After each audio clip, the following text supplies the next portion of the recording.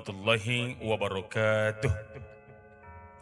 Alhamdulillah, nahmaduka ya man awdahta lana subulal hidayah wa azahta ambasoirina gisyawatal giwayah wa nusalli wa nusallim ala man arsaltahu syahida wa mubashshira wa nadira wa da'iyan ilallahi biisnihi wa sirajan munira. Ashhadu an la ilaha illallah wahdahu la syarikalah wa ashhadu anna Muhammadan abduhu wa rasuluh al-mab'usu rahmatan lil alamin. Allahumma salli ala sayyidina Muhammad wa ala ali sayyidina Muhammad. Sama-sama kita muliakan Bapak Imam kita, Imam Masjid Paripurna Raudatus Sholihin, yang mulia Bapak-bapak serta ibu-ibu, yang besar tak dihimbau gelar, yang kecil tak disebutkan nama. Insya Allah kita semua dimuliakan Allah Subhanahu wa ta'ala. Amin ya Rabbal Alamin. Sebagai hamba Allah yang beriman, kita selalu dan senantiasa bersyukur kepada Allah dengan mengucapkan Alhamdulillahi Rabbil Alamin. Bersolawat kepada Nabi, Allahumma salli ala Sayyidina Muhammad wa ala ali Sayyidina Muhammad. Mudah-mudahan kita semuanya dapat syafa'ah al-uzma dari Nabi sallallahu alaihi wasallam. Amin ya Rabbal Alamin. Bapak Ibu yang mulia, selama 15 menit ke depan kita akan mengkaji judul yang berkaitan dengan hijrah. Dan karena ini tanggal 1 Muharram 1448 Hijriah, pembahasan kita berkenaan dengan tahun, berkenaan dengan hijrah. Dan Al-Fatihah insyaallah pekan depan akan kita lanjutkan. Poin pertama, di dunia ini sangat banyak kita tahu alat menghitung tahun yang kita kenal namanya kalender. Hari berganti menjadi bulan, bulan berganti menjadi tahun. Tahun berganti berarti yang dikenal angka. Dari tahun 1447 menuju 1448.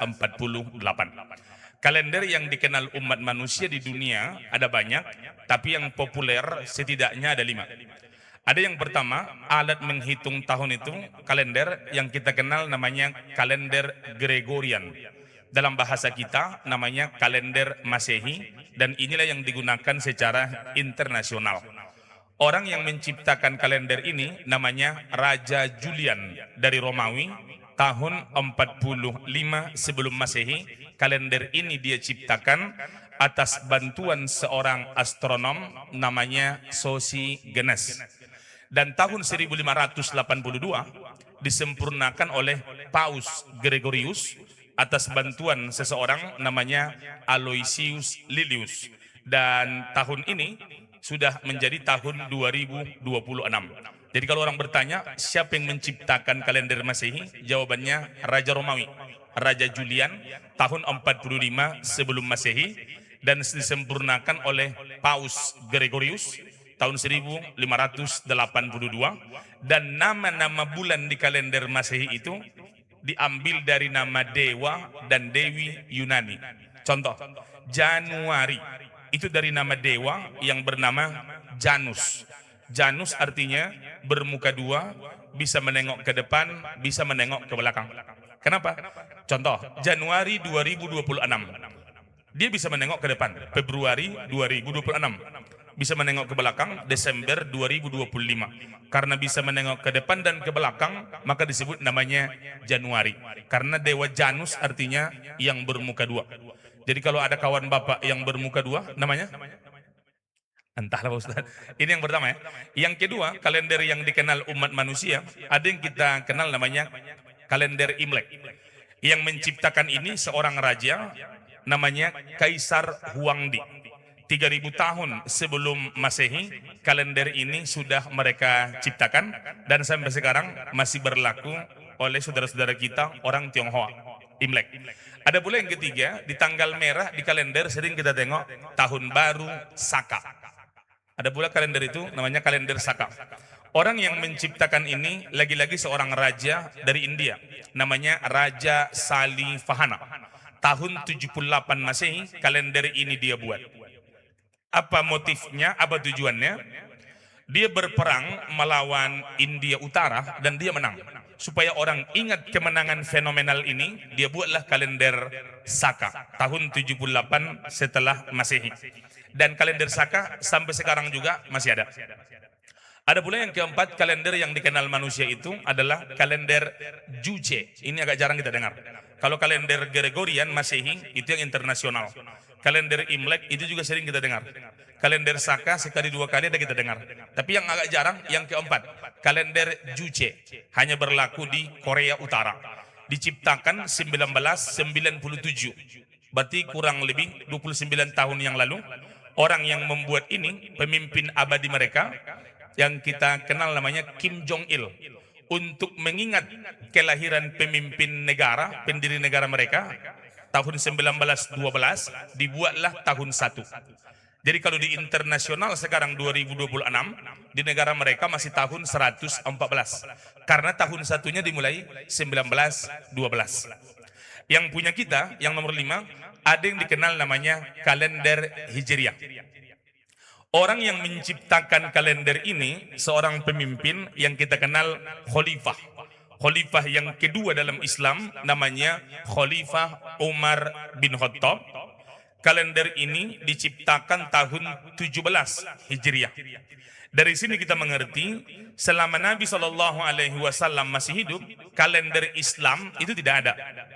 Dan mereka hanya mengingat peristiwa untuk mengingat tahun. Contoh, di zaman kakek kita dulu mungkin ada yang seperti ini. Ketika ditanya, Atuk lahir kapan? Jawaban dia, waktu umur Atuk 7 tahun, Belanda pergi dari Indonesia. Tahunnya nggak ada, tapi kita menghitung jadinya. Belanda pergi 1942, usia dia waktu itu 7 tahun, berarti lahir 1935. Oh, berarti usia dia sekian. Artinya, di zaman Rasul pun tahunnya tidak ada, tapi bulan dan tanggalnya ada. Dan tahun 17 Hijriah, terciptalah kalender Islam. Yang menciptakan tadi Khalifah Umar bin Khattab atas usulan seorang gubernur, berarti bawahan dari khalifah.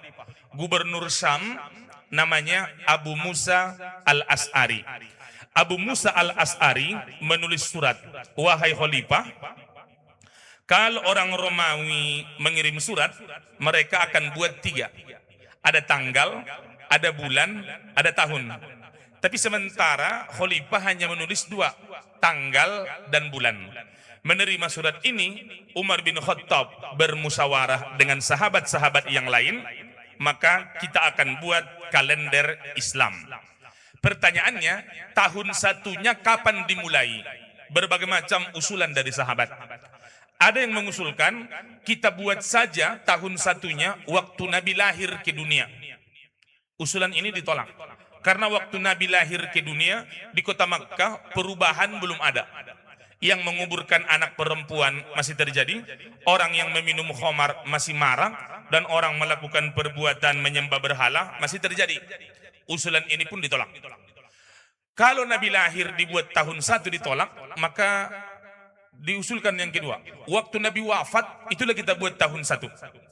Usulan ini pun ditolak. Karena biasanya orang mengingat yang wafat, yang meninggal, itu bersedih. Tidak mungkin kita merayakan sesuatu dengan kesedihan. Datang lagi usulan ketiga dari Utsman bin Affan, sahabat Nabi yang mulia. Kita buat tahun satunya waktu Nabi diangkat jadi Rasul, umur 40 tahun. Usulan ini pun lagi-lagi ditolak. Karena waktu Nabi jadi Rasul, saat itu banyak yang menentang. Belum banyak yang berbondong-bondong masuk Islam. Datanglah usulan terakhir dari Ali bin Abi Thalib. Beliau mengusulkan, sahabat Nabi yang mulia, kita buat saja tahun satunya waktu Nabi berpindah dari Makkah ke Madinah. Karena saat itu sudah terlihat mana yang benar-benar beriman, mana yang munafik, mana yang benar-benar kufur. Dan usulan ini diterima. Itulah makanya tahun satunya dimulai sejak berpindah dari Makkah ke Madinah. Kalender Islam dinamakan dengan kalender Hijriah. Andai usulan pertama tadi diterima, waktu Nabi lahir, itulah ditetapkan tahun ke-1, maka kalender kita namanya kalender Maulidiyah, karena berdasarkan kelahiran. Andai waktu Nabi wafat, itulah tahun pertama, kalender kita namanya kalender Wafatiyah. Tapi karena yang diterima usulannya waktu berpindah Nabi dari Makkah ke Madinah, maka kalender Islam namanya kalender Hijriah. Dari berbagai kalender yang ada, intinya satu, perhitungan waktu. Semakin lama, semakin hari, maka mungkin kalender itu bertambah angkanya, umur kita pun bertambah angkanya, tapi jatah hidup kita semakin berkurang di dunia. Ini poin pertama, perhitungan sejarah kalender. Yang kedua, dalam Islam, hijrah itu setidaknya ada 3. Hijrah artinya berpindah. Kalau disebut berpindah, berarti 2 sisi. Ada yang ditinggalkan, satu lagi, ada yang dituju. Biasanya kalau kita berpindah, yang lebih baik yang kita tinggalkan atau yang kita tuju? Setidaknya di pikiran kita yang lebih baik yang dituju. Karena kalau yang lebih buruk yang dituju, ngapain harus pindah? Ada yang ditinggalkan, ada yang dituju. Dan hijrah itu setidaknya ada 3. Yang pertama namanya hijrah makani, berpindah tempat. Berarti ada yang ditinggalkan tempat, ada tempat yang dituju. Nabi SAW pun mengalami ini. Lahir di kota Makkah, menikah umur 25 di kota Makkah, diangkat jadi Rasul umur 40 di kota Makkah, usia Nabi 53 masih di kota Makkah. Usia Nabi 53 lah baru berpindah ke Madinah Al-Munawwarah. Dan Nabi wafat di kota Madinah Al-Munawwarah dan dimakamkan di kota Madinah Al-Munawwarah. Berpindah dari satu tempat dalam tanda petik yang buruk untuk menuju yang lebih baik. Itu hijrah makani. Dan mungkin kita pun mengalami ini. Kita tidak lahir di Pekanbaru. Misal, Bapak lahir di Sungai Geringging, Pariaman. Usia 20 tahun berpindah merantau ke Pekanbaru. Secara bahasa itu namanya hijrah makani. Berpindah dari satu tempat menuju tempat yang lebih baik. Dan orang yang paling sering hijrah makani, berpindah tempat, adalah orang-orang yang tidak bayar kontrakan. Itu paling sering berpindah karena diusir yang punya rumah. Yang kedua, ada namanya hijrah zamani, berpindah masa. Itu yang kemarin kita merasakan itu. Dari 1447 menuju 1448. Kalau kalender Masehi, pertukarannya jam 00:00 bertukar. Dalam kalender Hijriah, habis maghrib udah bertukar. Makanya kalau ditanya, kita tarawih dulu baru puasa, atau puasa dulu baru tarawih? Tarawih dulu. Karena malamnya udah Ramadan tuh. Habis maghrib udah bertukar bulan. Dan kalender Hijriah bertukar kemarin, maghrib. Berpindah masa dari 1447 menuju 1448. Mengajarkan kita satu hal. Dalam hadis Nabi dijelaskan, khairun nas, manusia yang baik, man tola umuruhu, umur bertambah, wa hasuna amaluhu, tingkah laku, perangai, cara berucap menjadi lebih baik. Wa sarrun nas, manusia yang buruk, man tola umuruhu, umur bertambah, wa sa'a amaluhu, tingkah lakunya semakin buruk, ucapannya semakin kasar, cara pandang hidupnya semakin duniawi. Orang yang model begini adalah orang yang merugi. Bapak, Ibu, jamaah yang mulia, tua itu pasti. Karena berganti tahun, umur kita semakin tua. Tapi dewasa itu adalah pilihan. Dan Bapak Ibu jamaah yang mulia, ini yang kedua, hijrah zamani. Yang ketiga, ada namanya hijrah hakiki. Hijrah yang sebenar-benarnya itu apa? Dalam hadis Nabi SAW bersabda, al-muhajir, orang yang hijrah, man hajara manahallahu anhu, adalah orang-orang yang meninggalkan larangan Allah. Tadi kalau disebut berpindah, ada dua, ada yang ditinggalkan, ada yang dituju. Larangan Allah dia tinggalkan, berarti yang buruk. Menuju perintah Allah, sesuatu yang Allah ridhoi, berarti yang baik. Jadi kalau ada orang meninggalkan yang buruk-buruk, itu hijrah. Contoh, selama ini dia suka judi online. Rupanya dia sudah berhenti judi online. Kemarin masih sibuk judi online. Hari ini sudah berhenti. Pertanyaannya, itu hijrah atau tidak? Belum tentu. Karena duitnya habis, maka berhenti main judi. Kalau duitnya ada, mungkin masih dipasangnya taruhan. Kemarin masih suka menggibah dan menggunjing. Kalau sekarang udah berhenti dia. Hijrah? Belum tentu juga. Dia tak ikut menggibah gara-gara sakit gigi. Jadi artinya al-muhajir, orang yang hijrah sebenar-benarnya adalah orang-orang yang sanggup meninggalkan larangan Allah Subhanahu wa ta'ala. Dan kita, kalau hari kemarin lebih baik dari hari ini, kita orang celaka. Hari kemarin sama dengan hari ini, kita orang merugi. Kalau hari ini lebih baik dari masa lalu, berarti kita adalah orang yang beruntung. Kita mau berubah atau tidak, mau hijrah atau tidak, pilihan itu, kebebasan itu diberikan Allah kepada kita. Mudah-mudahan saya berdoa kita hijrah menjadi lebih baik dan melakukan amal yang terbaik. Amin ya rabbal alamin. Terima kasih Bapak Ibu. Assalamualaikum warahmatullahi wabarakatuh.